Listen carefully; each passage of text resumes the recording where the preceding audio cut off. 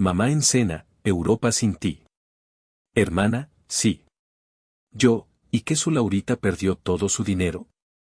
Palidecieron. Si aún no estás suscrito al canal, haz clic en el botón de suscripción y activa la campanita para no perderte ninguna de nuestras historias. Tu apoyo significa todo para nosotros. Si esta historia te parece interesante, déjale un like. También me encantaría saber de qué ciudad eres, déjanos el nombre de tu ciudad en los comentarios. Ahora, empecemos con la historia. El olor a mole poblano de mi mamá siempre había sido sinónimo de domingos familiares, de esas comidas que se alargaban hasta que el sol comenzaba a esconderse. Pero ese domingo en particular, el aroma dulzón y especiado parecía cargar una tensión que se podía masticar.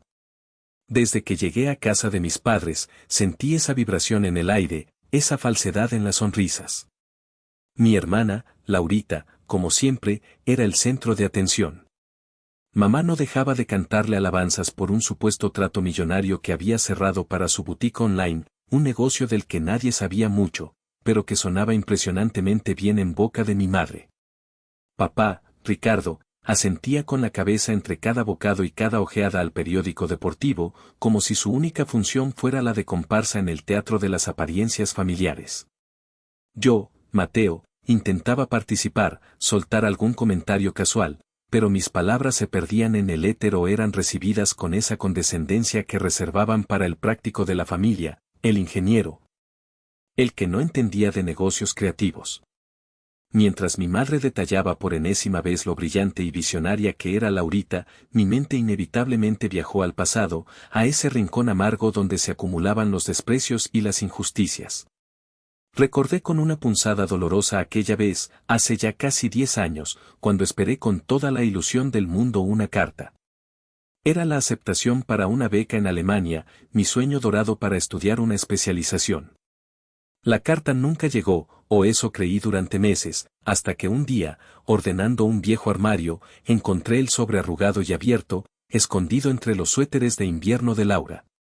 Cuando la confronté, su respuesta fue una mezcla de lágrimas de cocodrilo y una justificación pueril: no quería que te fueras tan lejos, Mateo, me ibas a dejar muy solita. Celos, puros y duros. Mis padres, por supuesto, minimizaron el asunto. Ay, hijo, son cosas de hermanos, dijo mi madre, Laurita no lo hizo con mala intención. Nunca hubo una disculpa real, nunca una consecuencia. Y como olvidar hace apenas 2 años, cuando la empresa donde papá trabajaba tuvo un bache y las cosas se pusieron color de hormiga. Yo, sin pensarlo 2 veces, pospuse mis planes de iniciar la maestría y utilicé una buena parte de mis ahorros para ayudarles a salir del apuro. Un sacrificio que hice en silencio, sin esperar aplausos. Poco tiempo después, cuando las aguas se calmaron, ese dinero restante, que yo consideraba un colchón para emergencias futuras de la familia, también terminó bajo la experta administración de Laurita, porque según mi madre, ella tiene más visión para las finanzas modernas. Pero la gota que realmente estaba colmando el vaso era el fondo de salud. Mis padres, con mucho esfuerzo, habían estado juntando dinero para la cirugía de cataratas de mi papá. Cada día veía con más dificultad, y esa operación era crucial. Laurita, con su labia de siempre, los convenció de que podía multiplicar ese dinero si lo invertía en uno de sus proyectos infalibles. Y para celebrar tantos éxitos de nuestra Laurita, anunció mi madre de repente, sacándome de mis cavilaciones, con una sonrisa que, cuando se dirigía a mí, parecía más una mueca. Tu padre y yo hemos decidido que nos merecemos unas buenas vacaciones. Y nuestra emprendedora estrella necesita un descanso. Así que, nos vamos los 3 a Europa el próximo mes. Un tour maravilloso por Italia y Francia. Laurita soltó una risita, sus ojos brillando con suficiencia. Ay, sí, hermanito, dijo, arrastrando las palabras con falsa modestia. Ya me tocaba un respiro, ¿sabes? Ha sido tanto trabajo, tanto estrés. ¿Tú entiendes, verdad? Siempre tan comprensivo. Sentí el golpe helado en el estómago, la bilis subiendo por mi garganta. La exclusión era una vieja conocida, pero la forma tan casual, tan cruel, seguía doliendo. Respiré hondo, 1, 2 veces. Esta vez no me quedaría callado. Esta vez, el ingeniero práctico había hecho sus cálculos y tenía todos los datos. Los miré a los tres, mi procesión interna llegando a su fin. Vaya, qué bien por ustedes, dije, dejando que mis palabras flotaran en el aire cargado. Un viaje así debe ser bastante costoso, me imagino. Hice una pausa dramática, mi voz ahora con una calma acerada que lo sorprendió. Hablando de finanzas importantes y grandes gastos. Mamá, papá, ¿están ustedes al tanto de que la famosa boutique online de Laura es prácticamente una pantalla? Y que el dinero que con tanta confianza le entregaron, incluyendo hasta el último centavo del fondo para la cirugía de papá y también esos ahorros míos que pusieron a trabajar, se esfumó como por arte de magia en las grandes y maravillosas inversiones de su noviecito Javier y, claro, en algunos lujitos personales de su consentida? El silencio que cayó sobre la mesa fue más denso que el mole. La sonrisa de mi madre se congeló, convirtiéndose en una máscara grotesca. Papá dejó caer los cubiertos sobre el plato con un tintineo que resonó en toda la habitación. Laurita se puso blanca como el papel, sus ojos desorbitados, como si acabara de ver al mismísimo diablo sirviéndole el postre. La tormenta, por fin, había llegado. El primero en reaccionar, o más bien en explotar, fue Laura. Su palidez inicial dio paso a un rojo furioso que le tiñó el cuello y las mejillas. «Estás mintiendo, Mateo», chilló, su voz una octava más aguda de lo normal. «Siempre has sido un envidioso de quinta. No soportas verme feliz y por eso quieres arruinar mi viaje, mi vida». Se giró hacia nuestra madre, buscando el refugio de siempre. «Mami, dile algo. No dejes que me ataque así». Elena, mi madre, parpadeó un par de veces, como saliendo de un trance, y la fiera protectora que vivía en ella saltó al quite. «Mateo Alejandro, por el amor de Dios. ¿Qué clase de barbaridades estás diciendo?». Su voz temblaba, pero no de miedo, sino de indignación. «No te permito que le hables de esa forma a tu hermana. Y ella es incapaz de hacer algo así. Seguramente todo es una confusión, o ese bueno para nada de Javier, su novio, la engañó. Pero culparla a ella, a tu propia sangre, de esa manera tan ruin». Me mantuve firme, la procesión de años de injusticias dándome una extraña serenidad. «No es envidia, mamá, es la cruda y dolorosa realidad que ustedes dos se han negado sistemáticamente a ver. Y no es una confusión». Me giré hacia mi padre, que seguía mudo, la mirada perdida. «¿Recuerdas, papá, que intenté hablar contigo hace aproximadamente un mes? Te mostré unos movimientos bancarios bastante sospechosos en una cuenta que supuestamente Laura manejaba para sus importaciones». Un breve flashback cruzó mi mente, tan nítido como si hubiera sido ayer. Estábamos en su pequeño estudio. Le había enseñado en mi laptop un estado de cuenta con transferencias recurrentes a una cuenta personal de Javier y varios cargos elevados en tiendas que poco tenían que ver con insumos para una boutique. Su respuesta, después de apenas echar un vistazo, fue un suspiro cansado y un encogerse de hombros. «Ay, Mateo, siempre exagerando. Seguro Laurita tiene una explicación lógica. Son cosas de jóvenes y sus negocios modernos que nosotros ya no entendemos bien.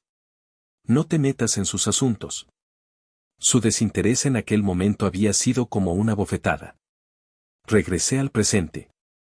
«En ese momento me dijiste que estaba exagerando, que no me metiera», continué, mi voz sin una pizca de reproche, solo constatando hechos. Decidí investigar más a fondo por mi cuenta, porque algo no me cuadraba. De hecho, unos días antes de esta fatídica cena, después de reunir pruebas más contundentes, confronté a Laura en privado. Pensé, ingenuamente, que apelar a su conciencia, si es que le quedaba alguna, sería suficiente. La encontré en su habitación, probándose un vestido nuevo que claramente no era para vender. «Laura», le dije, cerrando la puerta detrás de mí, «sé que estás metida en problemas muy serios con el dinero de mis padres. Y con el mío. Es mejor que hables con ellos ahora, antes de que esto explote». Su reacción inicial fue de sorpresa, seguida de una risa nerviosa. Luego, la arrogancia que también la caracterizaba tomó el control. ¿Y quién demonios te va a creer a ti, Mateíto? Siempre has sido el aburrido, el resentido, el quejumbroso. Si abres la boca, te juro que les digo a mis papás que me estás acosando, que me tienes amenazada. Vas a destrozar la paz familiar por tus estúpidas invenciones. Viendo que su amenaza no surtía efecto, cambió de táctica, intentando la manipulación emocional, con lágrimas de cocodrilo brotando de sus ojos. Por favor, hermanito, no lo hagas. Si me ayudas a cubrir esto solo un poquito más, te juro por lo más sagrado que te lo pago todo, con intereses y todo. No me destruyas la vida ahora que estoy a punto de lograr mis sueños. Su actuación era digna de un Oscar, pero yo ya no era el ingenuo de antes.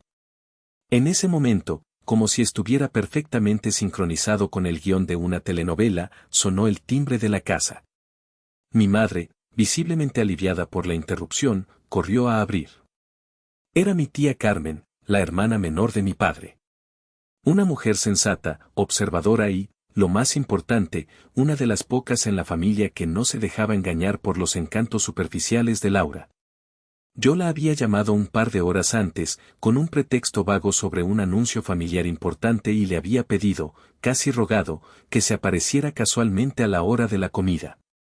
Necesitaba un testigo neutral, una aliada, por si las cosas se ponían demasiado feas. Carmen, qué sorpresa tan agradable, exclamó mi madre, forzando una alegría que no sentía. ¿Interrumpo algo importante?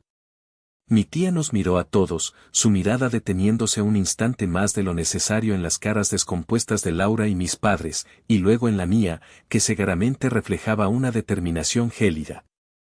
Para nada, hermanita, intentó minimizar mi madre. Cosas de hermanos, ya sabes cómo son los muchachos. Pero yo no iba a dejar que desviaran el tema tan fácilmente. De hecho, tía, intervine, estábamos hablando de un viaje muy emocionante.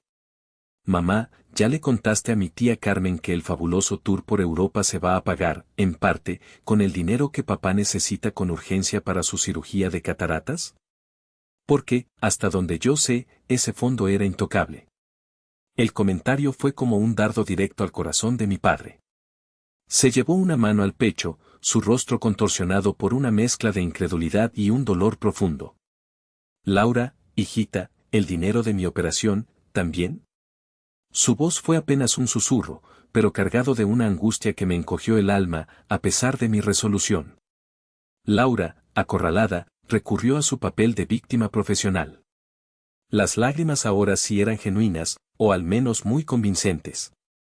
Y Javier me aseguró que era una inversión de bajo riesgo, casi garantizada. Él me dijo que el dinero se multiplicaría en semanas. Él me robó, papá, él me engañó. Yo también soy una víctima en todo esto, se los juro. Si Sofía, su inseparable amiga y cómplice de fechorías menores, hubiera estado presente, sin duda habría corroborado esa versión con el mismo fervor. Pero hoy, Laura estaba sola en el banquillo de los acusados. O casi sola. Mi tía Carmen, que había permanecido en silencio, observando la escena con la agudeza de un lince, finalmente intervino. Su voz, siempre calmada pero firme, cortó la tensión como un cuchillo afilado. Elena, Ricardo, con todo el cariño y respeto que les tengo, pero ustedes saben tan bien como yo que Laurita siempre ha tenido, digamos, una relación complicada con la responsabilidad y el dinero. No es la primera vez. Se sirvió un poco de agua, dándose tiempo para que sus palabras calaran. Recuerdo perfectamente, hace años, el incidente de la beca de Mateo. Una oportunidad de oro que se esfumó por un descuido de Laura. Y no me hagan hablar de las múltiples ocasiones en que ha perdido cantidades considerables de dinero o se ha metido en líos de los que ustedes, con su amor ciego, siempre la han sacado sin que ella aprendiera la más mínima lección. Han tapado el sol con un dedo durante demasiado tiempo. Las palabras de tía Carmen eran como bálsamo para mis heridas y como sal en las de mi madre y Laura. Elena intentó replicar, pero mi tía levantó una mano con autoridad. Déjame terminar, Elena. Esto es serio. Lo que Mateo está diciendo, por doloroso que sea, necesita ser escuchado. Aproveché la brecha que mi tía había abierto. No fue solo Javier quien te engañó, Laura. O al menos, no fue el único responsable de tus decisiones. Saqué mi teléfono y una pequeña carpeta que había preparado. El ingeniero en mí había sido meticuloso. Aquí, dije, mostrando el primer documento, una copia impresa de un estado de cuenta de una de sus tarjetas de crédito personales, no de la supuesta empresa. Tengo los registros de los últimos 6 meses. Hay cargos recurrentes en boutiques de lujo en Polanco, cenas en restaurantes carísimos donde una cuenta mínima no baja de 3,000 pesos, varios viajes de fin de semana con tu amiga Sofía a resorts en la Riviera Maya, y, curiosamente, una serie de retiros en cajeros automáticos de casinos en Querétaro y Guadalajara. ¿Eso también fue culpa de Javier, Laura? ¿Él te obligó a comprarte ese bolso de diseñador que cuesta más que el salario mensual de papá? Laura se encogió. Miró a mi madre buscando ayuda, pero Elena estaba demasiado ocupada examinando los papeles con una expresión de horror creciente. Y aquí, continué, sacando otro fajo de hojas, están las copias de los correos electrónicos donde le solicitabas a papá y a mamá transferencias urgentes para material exclusivo para la boutique, pagos a proveedores internacionales y adelantos para la nueva colección. Las fechas de esas solicitudes coinciden, qué casualidad, con depósitos casi inmediatos a la cuenta personal de Javier y, por supuesto, con los gastos suntuosos que acabamos de ver. Me gustaría saber, Laura, ¿dónde está todo ese material exclusivo? Podemos ver esa nueva colección que tanto urgía pagar. El color había desaparecido por completo del rostro de mi padre. Se pasó una mano por el cabello, visiblemente afectado. Dios mío, no puede ser, mi propia hija. Su voz era apenas un murmullo ahogado. Pero la evidencia no terminaba ahí. Ah, y para que no quede ninguna duda sobre tu completa inocencia y la maldad de Javier, dije, mi voz ahora con un filo de acero, tengo aquí la cereza del pastel. Abrí una aplicación en mi teléfono. Es un audio. Lo grabé hace apenas 3 días. Estabas en tu habitación, hablando por teléfono con Sofía, la puerta estaba entornada y tu voz se escuchaba claramente en el pasillo. Decidí grabar porque tus excusas sobre el dinero ya no me cuadraban en lo absoluto. Presioné, play. La voz de Laura, clara y burlona, llenó el comedor. Ay, amiga, ni te imaginas, mis jefes son tan fáciles de chamaquear. Les invento cualquier cuento chino sobre inversiones seguras y proveedores exóticos y ¡zas!, me sueltan la lana sin preguntar. Con la próxima tanda de inversión que le saque, nos vamos a Cancún como reinas, ¿te late? Ya vi unos paquetes todo incluido que están de agasajo. La grabación continuaba con más detalles de sus planes y risas compartidas con Sofía sobre la ingenuidad de nuestros padres. Presioné, stop. El silencio que siguió fue más pesado que una losa de concreto. Laura estaba lívida, temblando de pies a cabeza, alternando la mirada entre el teléfono y los rostros descompuestos de nuestros padres. Mi madre tenía los ojos llenos de lágrimas, una mano cubriéndole la boca como si quisiera contener un grito. Para redondear el panorama, añadí con una calma casi quirúrgica, le pedí a don Raúl, nuestro vecino y contador jubilado, que revisara conmigo algunos de estos documentos financieros, los movimientos entre cuentas, los patrones de gasto. Él puede confirmarles, si gustan llamarlo ahora mismo, que esto no son simples errores de juventud o malas decisiones de negocios. Esto tiene un nombre mucho más feo, mamá, papá. Esto se llama engaño, abuso de confianza y, en algunos aspectos, podría rayar en el fraude. Bajo la andanada de pruebas irrefutables, la fachada de niña buena y emprendedora de Laura se desmoronó por completo. Entre sollozos y balbuceos incoherentes, finalmente admitió la verdad sobre su boutique online. Era poco más que un hobby caro, una excusa para pedir dinero. Las pocas ventas que generaba apenas cubrían los costos de la página web. La mayoría del stock eran prendas y accesorios que ella compraba para su uso personal y que luego, si se aburría de ellos, intentaba revender a precios inflados. Las fotos de productos exclusivos eran, en su mayoría, imágenes profesionales sacadas de catálogos de Internet. El castillo de naipes se había venido abajo. Acorralada, sin más mentiras que la pudieran sostener, Laura finalmente confesó la magnitud del desastre financiero, aunque lo hizo entrecortadamente, ahogada en un mar de lágrimas de autocompasión. El fondo para la cirugía de cataratas de papá, que ascendía a unos considerables 80,000 pesos, se había esfumado. Mis ahorros para la maestría, otros 100,000 que le confié a mis padres y ellos a ella, también habían volado. Y además, había dilapidado cerca de 120,000 pesos más de los ahorros generales de mis padres. Dinero que tenían reservado para emergencias o para el enganche de un pequeño departamento que soñaban comprar para alquilar y asegurar su vejez. En total, la friolera de 300,000 pesos. Pero ¿cómo, Laura, cómo pudiste?, gimió mi madre.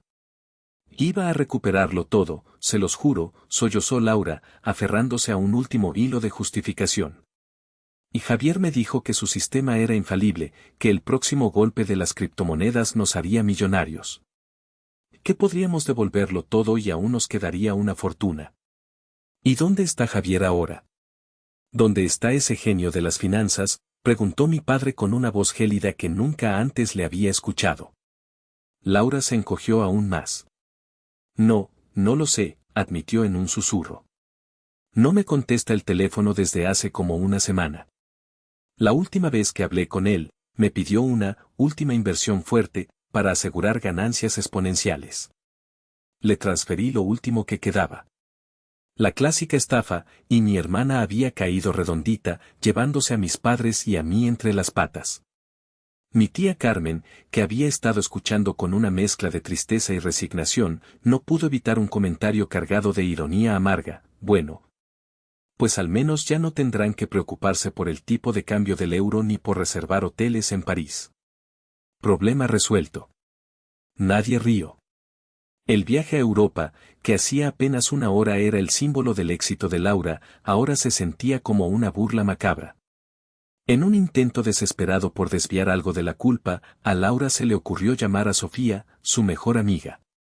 Supongo que esperaba que Sofía la defendiera o al menos corroborara la historia del malvado Javier.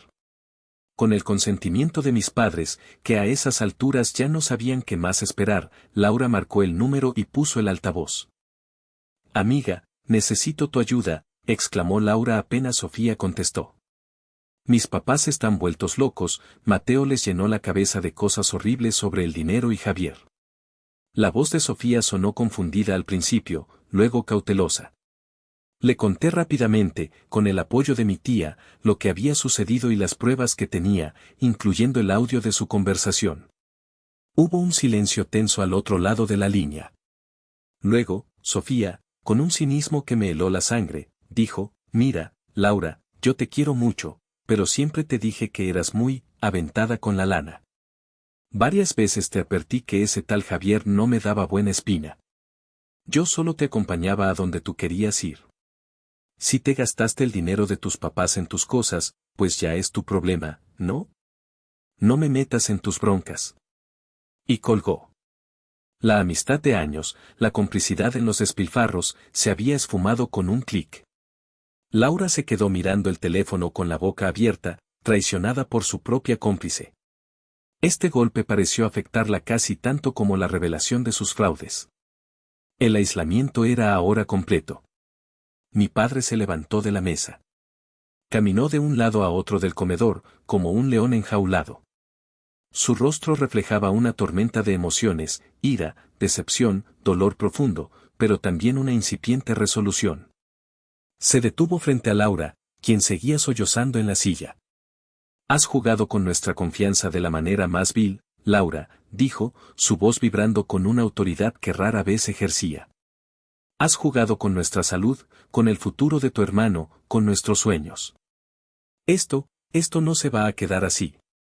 Se acabaron los cuentos, se acabaron las mentiras. En ese momento, sentí vibrar mi celular en el bolsillo. Era un mensaje de mi primo David, el hijo de tía Carmen, un tipo derecho y con quien siempre había tenido una buena relación. Aguanta vara, primo. Estoy con mi mamá, me está contando el desmadre. Siempre supimos que Laurita era un caso especial. Si necesitas algo, cualquier cosa, no más chifla. No estás solo en esto. Leer esas palabras, ese pequeño pero significativo gesto de apoyo en medio del caos, me dio un respiro, una bocanada de aire fresco. Reforzó mi convicción de que estaba haciendo lo correcto, por doloroso que fuera para todos. La verdad, aunque brutal, era el único camino. Con todas las cartas sobre la mesa y sin aliados a la vista, Laura recurrió a la única arma que le quedaba, el melodrama extremo, la victimización llevada al límite. Se dejó caer de la silla, arrodillándose en el suelo, el llanto ahora convertido en un gemido lastimero y teatral. Arruinaron mi vida.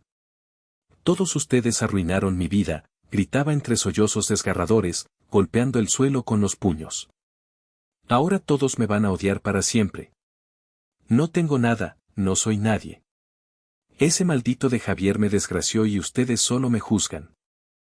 Preferiría estar muerta antes que seguir viviendo esta pesadilla. Su actuación era tan exagerada que por un momento temí que mis padres, especialmente mi madre, cayeran de nuevo en la trampa de la compasión y el perdón fácil. Pero esta vez fue diferente. El daño era demasiado profundo, la traición demasiado flagrante. Mi madre, Elena, finalmente se quebró, pero no de la manera que Laura esperaba. Las lágrimas corrían por sus mejillas mientras miraba a su hija arrodillada, y luego se giró hacia mí, sus ojos llenos de una angustia que nunca antes le había visto. Hijo. Mateo, su voz se rompió. ¿Cómo pudimos estar tan ciegos durante tanto tiempo? ¿Cómo pude ser tan injusta contigo, una y otra vez? Se acercó a mí, tentativamente, y tomó mi mano. Perdóname, por favor, perdóname por no haberte escuchado, por no haberte creído, por haber permitido que esto llegara tan lejos. Era la primera vez en mi vida que escuchaba a mi madre admitir un error de esa magnitud, un reconocimiento genuino de su ceguera y su favoritismo. Era un pequeño paso, pero significaba un mundo. Mi padre, Ricardo, aunque visiblemente destrozado por el espectáculo de su hija y la confesión de mi madre, se mantuvo sorprendentemente firme. Se acercó a Laura, que seguía con su berrinche en el suelo, y la tomó suavemente por los brazos, obligándola a levantarse. Tus lágrimas y tus gritos no van a solucionar absolutamente nada, Laura, le dijo con una voz grave pero controlada. Ya no más excusas, ya no más manipulaciones. Tendrás que enfrentar las consecuencias de tus actos como la mujer adulta que se supone que eres. Ese fue mi momento. Era ahora o nunca para establecer las bases de un futuro diferente, si es que había alguno posible para esta familia. Tomé la palabra, mi voz tranquila pero cargada con el peso de años de resentimiento y la claridad de quien ha reflexionado profundamente sobre la situación. No había revancha en mi tono, sino la autoridad de quien ha sido herido hasta el límite pero se niega a ser destruido. Antes que nada, comencé, dirigiéndome a mis padres y a Laura, quiero que entiendan que no disfruto este momento. No me da ningún placer ver a mi familia desmoronarse así. Pero la verdad, por más dolorosa que sea, era necesaria. Hice una pausa, asegurándome de tener su atención completa. Y para que esta verdad no se quede solo en palabras y lágrimas de hoy, tengo algunas condiciones claras, no negociables, si es que realmente queremos intentar reconstruir algo sobre cimientos sólidos. Primero, transparencia total. Miré fijamente a Laura. Quiero, y exijo, acceso completo a todas las cuentas bancarias, tarjetas de crédito, correos electrónicos y cualquier otro documento relacionado con el manejo del dinero familiar que haya estado bajo tu control durante los últimos 2 años, como mínimo.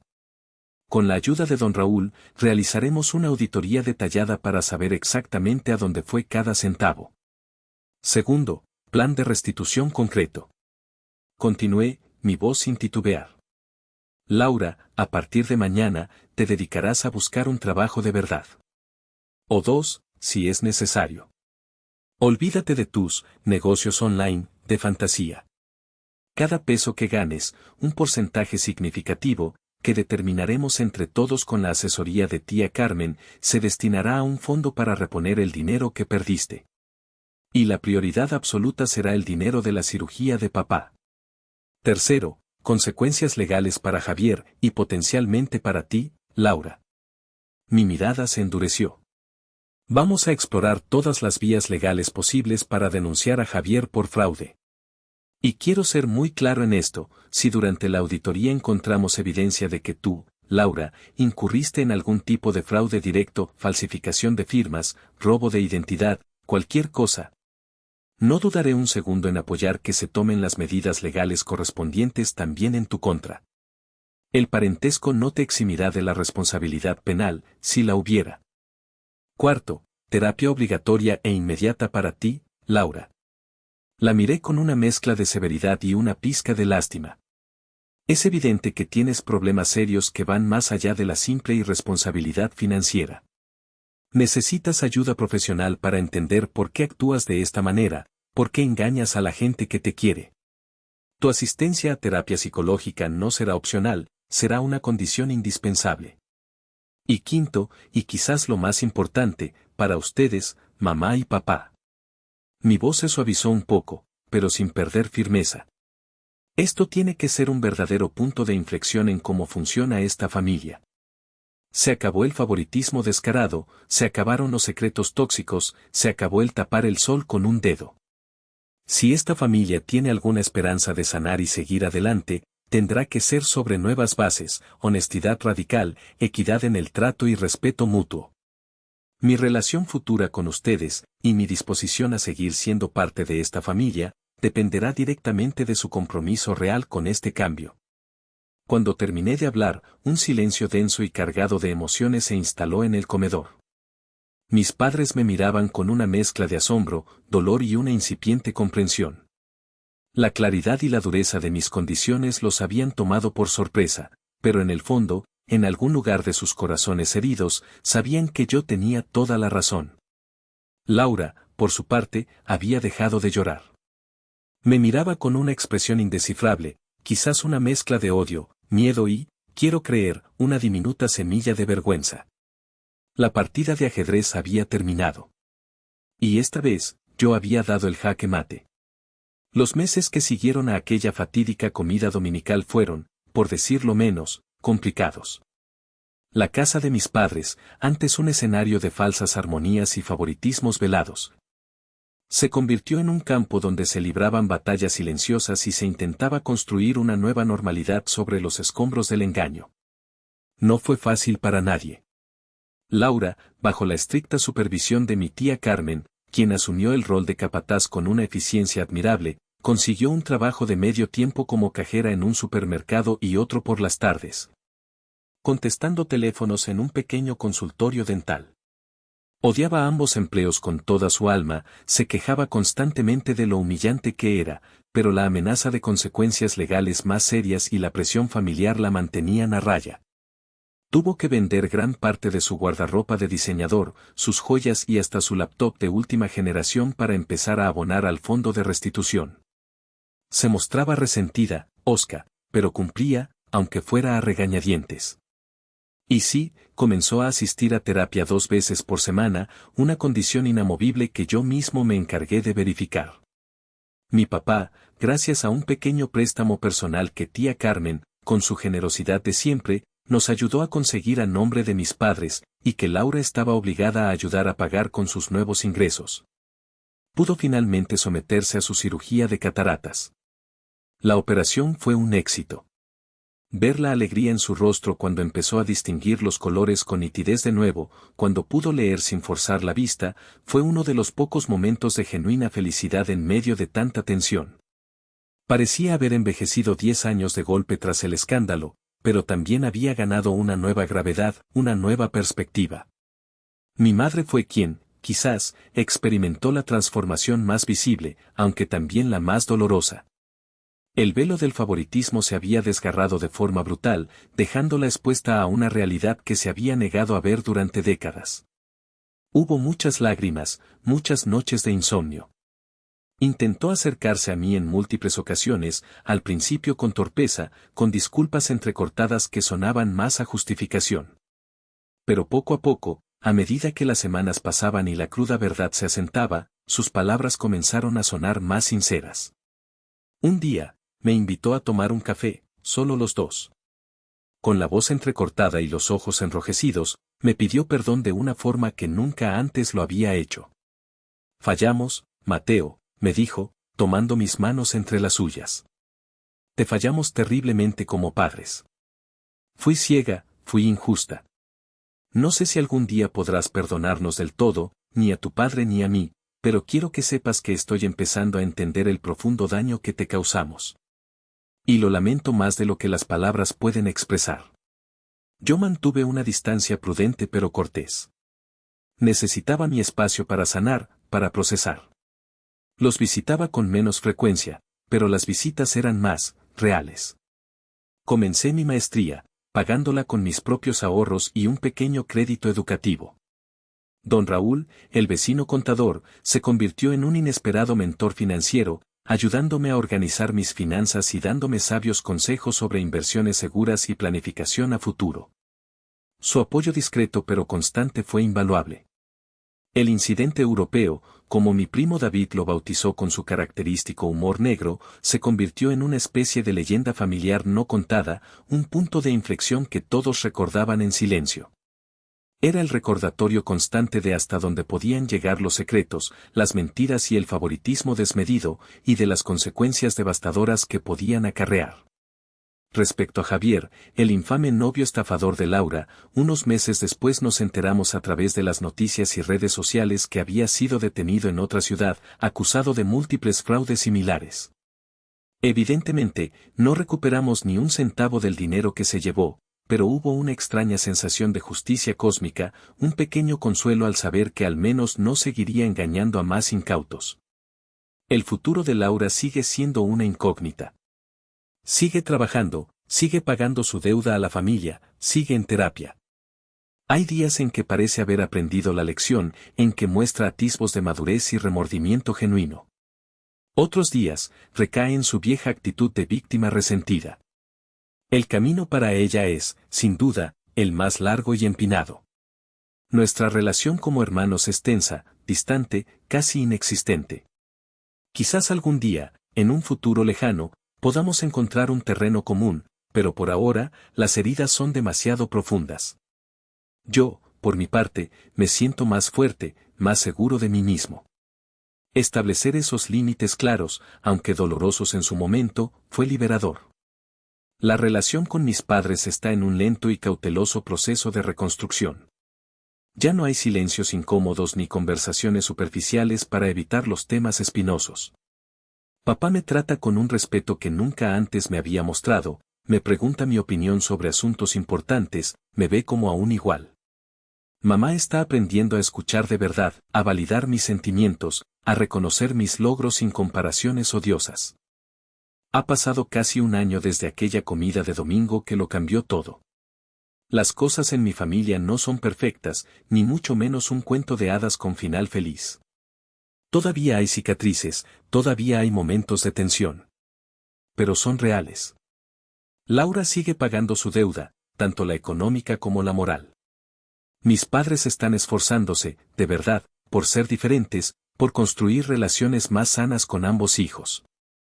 A veces tropiezan, es natural, pero se levantan y siguen intentándolo. Yo sigo adelante con mi maestría, más enfocado y motivado que nunca. ¿He perdonado? Sinceramente, no estoy seguro de tener una respuesta clara para eso. Quizás perdonar no significa olvidar el daño ni excusar la conducta. Quizás perdonar, en mi caso, ha sido entender que merezco un trato justo, que merezco ser visto y escuchado, y actuar firmemente en consecuencia para asegurar que así sea. El viaje a Europa, obviamente, nunca sucedió. Pero creo, firmemente, que todos nosotros, cada uno a su manera, emprendimos un viaje mucho más complicado, mucho más introspectivo y, en última instancia, mucho más necesario, aquí mismo, en casa. Y aunque fue un verdadero infierno tener que llegar a este punto, al menos ahora, cuando hablo, alguien en mi familia realmente escucha. Y eso, créanme ustedes que me leen o escuchan, después de tantos años de ser la sombra, ya es un mundo de diferencia. A veces me pregunto, ¿fui el malo de la película por exponer a mi hermana de esa manera, por sacudir los cimientos de mi familia hasta casi derrumbarlos? Sinceramente, no lo creo. A veces, es dolorosamente necesario quemar el viejo granero lleno de podredumbre para poder construir algo nuevo y más limpio en su lugar, o al menos, para finalmente poder respirar un poco de aire fresco.